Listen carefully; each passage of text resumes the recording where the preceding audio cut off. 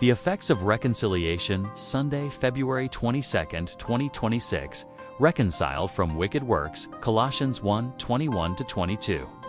F 5:27, Gen 3-9.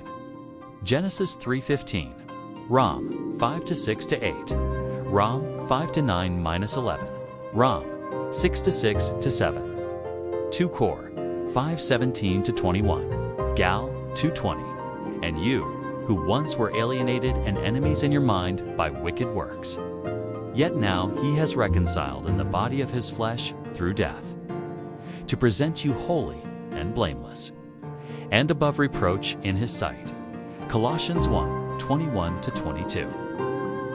From alienation to restoration, Paul reminds believers that reconciliation begins with a sober diagnosis. We were alienated and enemies in our mind. Sin is not merely behavior, it is estrangement. The rupture began in Eden when God called, "Where are you?" Gen 3:9. Humanity hid, God sought. Genesis 3:15 announced the first gospel promise of seed, who would crush the serpent and restore fellowship. Romans 5:6-8 reveals that reconciliation was initiated by God while we were yet sinners. The cross was heaven's answer to humanity's alienation. Through the body of his flesh, Christ bridged the gulf sin created. Reconciliation, therefore, is both relational and legal. Relational, restoring communion with God. Legal, satisfying justice through Christ's death. Rom 5:9-11. The objective of reconciliation, a holy people, Colossians 1:22 reveals the goal: to present you holy and blameless and above reproach. This echoes Ephesians 5:27, where Christ prepares a spotless church. Reconciliation is not mere pardoning, it is transformation. Romans 6:6-7 teaches that the old man is crucified with Christ. Through union with him, Gal 2:20, believers become new creations to core. 5:17-21. Wicked works are not merely forgiven, their dominion is broken. Thus, reconciliation results in a renewed mind, a crucified self-life, a restored image of God, a purified corporate body. The mind battlefield of reconciliation, Paul notes, that alienation occurred in your mind. The great controversy centers on perception of God's character. Satan misrepresented God in Eden. Christ revealed him at Calvary.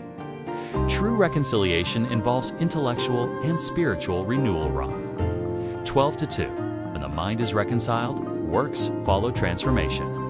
Wicked works are symptoms. Alienation is the root. Spirit of Prophecy Insight Ellen G. White writes, "It was to redeem us that Jesus lived and suffered and died." The Desire of Ages, p. 25 on transformation. She states, "The expulsion of sin is the act of the soul itself." True, we have no power to free ourselves from Satan's control. But when we desire to be set free, the soul is imbued with the divine energy of the Holy Spirit. The Desire of Ages, p. 466.